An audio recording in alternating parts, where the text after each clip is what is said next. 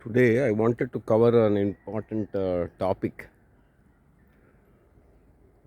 This is for people who are very serious about environment, ecology, gardening, and all these kind of activities. And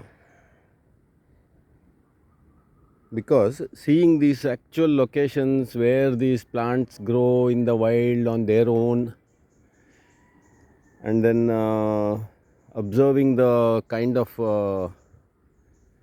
microclimate in which they are occurring, which species occurs in which microclimate, and then the geoclimatic regions, agroclimatic regions, they're all interconnected. And it's very important to actually go out into the field, find those places of interest, and then look at everything that's happening there very carefully, so that you get a clear mental picture about how these complex systems operate. And in this connection, since last couple of years, I found that this biodiversity is vanishing so fast, and then invasive species are taking over large swaths of the country. And also another trend, major interest in gardening also has come. That gardening trade has become quite it's grown very fast, and a lot of people are interested to reconnect with nature and find and somehow grow something or other. So gardening trade is booming, and then people are having craving to reconnect with nature by growing some plants in their little urban spaces like balconies and all. And third, these invasive species are coming in and taking over our own, overpowering our own native species. And once these invasive species take hold, then the native species vanishes, and the entire biodiversity of that place starts to collapse, because it's all interlinked. And if the local plants are not there, the local butterflies can't survive, and then the local birds get into trouble, and then it's a chain reaction. The soil will get degraded, everything, all kind of things happen, havoc. So since protecting these plants in their natural habitat is a very difficult thing, and invasive species, once they come in, it's all but impossible to control. This is that cinnamon seedling, nice smell is there. So I was thinking that if our gardening community takes up growing our own native plant species, then if they get extinct in the wild, or if their population falls down and all, these plants will be surviving somewhere, and then they can be reintroduced and all. So I've been recording all the species, that is so-called useless species, which don't have any commercial application as such, but they are important and beautiful nevertheless. And so to first we have to record all the species that are there, and then find out which kind of plant requires what kind of environment, and then how tough they are, because some of these plants, they will not survive in the outside their natural habitat. Some of them are quite versatile, and you can grow them in all kind of geoclimatic regions. So on the one hand, last 6 months, almost a few years actually, I've been recording species by species, and then encouraging people to take up the gardening. I myself started growing all these plants, and in this connection, these micro microclimate is very important. So that is why I thought of doing this video. This what I am showing you now is a micro environment. That is, this location is in the coastal belt, which gets very heavy rainfall, west coast monsoon belt, and then within that whole belt shares certain common features like rainfall, the season in which the rains fall, and then the temperature variation and all that. So a geoclimatic region is a place which shares certain common weather features and all. And within these geoclimatic regions, there are micro kind of microclimatic niches. So this is one of those type of niches. Now if you carefully observe here, this is a heavy rainfall zone, and then every year so much rain comes and the temperature is so ideal that regrowth, if a place is denuded, it grows back very fast. And then this is a kind of a remnant canopied forest. You can see that entire the upper part, there is no sunlight comes in. It's fully canopied by creepers and all, and therefore this place has a cool climate. It's like a greenhouse kind of thing, but temperature controlled. Outside this little zone, what I am covering now, there will be a difference of about 5 degrees temperature. And then the moisture level also in this kind of place, dense with greenery, and the direct sunlight is not falling, and then numerous species all spread out. So in this kind of place, the moisture content in the air also is high, humidity is very high, and so one is the plenty of shade, second is the humidity, that moisture level in the air is very high, and since there is no direct sunlight falling here, the soil also remains moist for a long time. If the soil hits a place like this, if the sunlight hits a place, there is no shade at all, it will the soil temperature will go up. It will become burning hot and kind of like baked because of the heat. So in these canopied places, it's so moist that all these mosses can survive in the dry season, and these little specialized ferns come up. So this is the kind of place where the plants occur which require lot of shade and then plenty of humidity and not too much harsh sunlight or dry winds. So in a protected place, certain plants are designed to grow, and then in this kind of place you will find such plants. So whatever plants occur in this zone, they are suitable for things like balcony gardens, or if you have a little niche in your garden where there is lot of shade and moist and all that. In such places, the plants that grow in this kind of location will be relatively, their survival rate will be good. So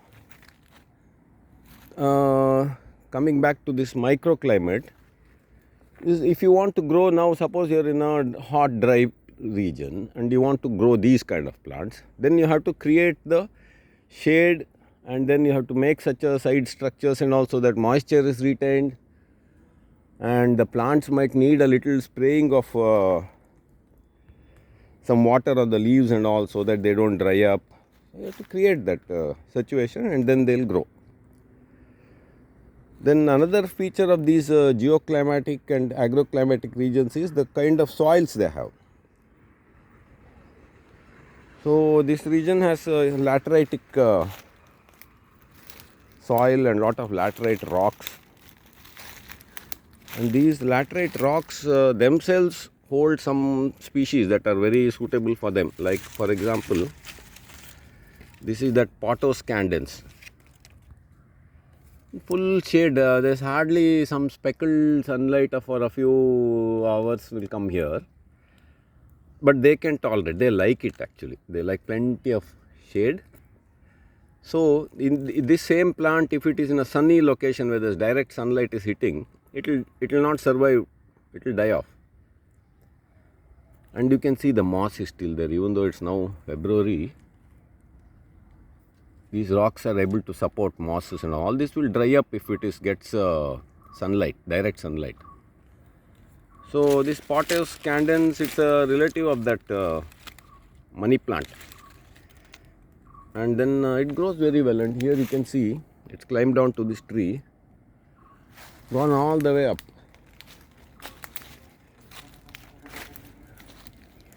Even here, there's no gardener here. It survives on the rainfall, and then the conditions are ideal for it, so it will thrive.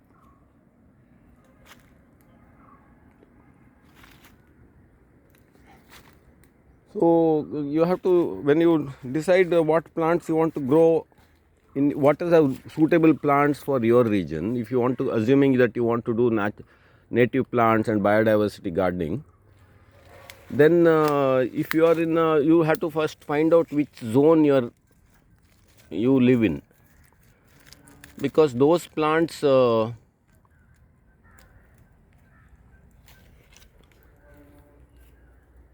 that grow in this region, in your particular region, you have to first collect and try to grow them.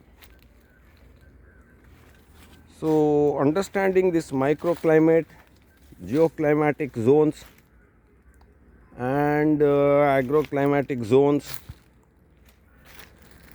is very important if one wants to advance in this gardening.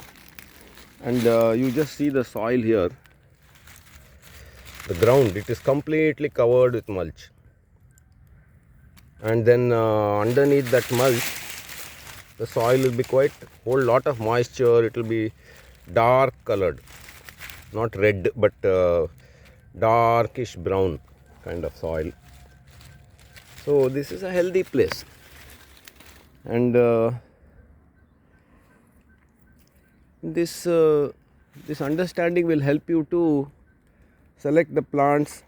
And then most of these our native plants, they are not entered the garden trade, so you will not find them in nurseries. People don't know their names, and good amount of research is involved. And once it is identified, then you have to see what kind of place it grows in, how much sunlight it can tolerate, all those things, and then you try to recreate those conditions and see if they survive. So a kind of domestication process also is involved. And the key to success in this type of gardening, that is your native plant species and then biodiversity gardening, the key point is to identify the plants that are natural to that particular zone, and then to collect them, and then to do trials to grow them, and then you made it. So people who are serious about this subject, want to go deep into it, I recommend them to find ways to reach some of these undeveloped places, so that you can get into those locations and observe the plants. This place is like an air conditioned chamber. There are wild peppers are growing, and some of the psychoteria. Those are all shade loving plants. These can tolerate full canopy. And then that Potoscandens and some of these rare ferns. These ferns you will never find in any nursery, because they're fussy plants and not that showy. So all these kind of plants, and some of them are challenging to grow because one is they have not been domesticated and nobody knows how to grow them properly. Then second, they are not even identified, not studied. It's a huge opportunity for plant lovers and nature lovers who want to contribute something to the conservation and environment.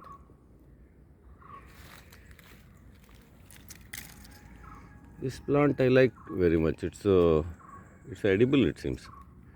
I've done a separate video on it also. So it likes shade. It's a forest floor plant.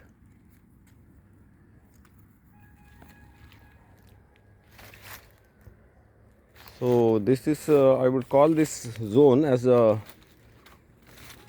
ideal for what I am showing now. This kind of place is good for ferns, and then these shade loving plants.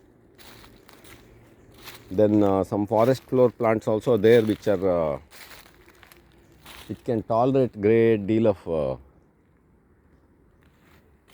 shade. And in these urban spaces, these shade loving plants have good potential. Particularly this pothos is very versatile. It can be climbed down to all kind of surfaces. Then that cinnamon, and then uvaria, which I showed yesterday. Then some of the begonias, they like this kind of climate, moist, shady, with well drained also. If you notice, this place is a slope, it's a hill slope, so water doesn't stagnate. In a place where water stagnation is there, some of these plants cannot survive, and some of them can. So it's a very fascinating experience and experiment. But first step what I recommend for people who are interested is to learn what is a geoclimatic zone, what is a agroclimatic zone, and what are micro environments, and in what kind of micro environment what kind of plants do well.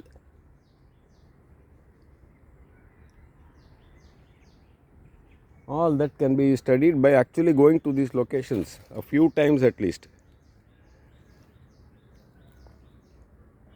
And invariably I found that when I got into these kind of places, at least one or two new species will be found. So I'll close this video now. I hope it was useful. You can see the kind of leaf litter that's on the ground. It's a beautiful place, and this is a stream, temporary stream bed. In the summer and monsoon, the stream water goes there downwards like that. And once the rain comes, on all these laterite rocks, begonias will come up. The small forms, Eriopsis and all will come up. It will be transformed. In the summer, some of them will die down and wait for the next monsoon.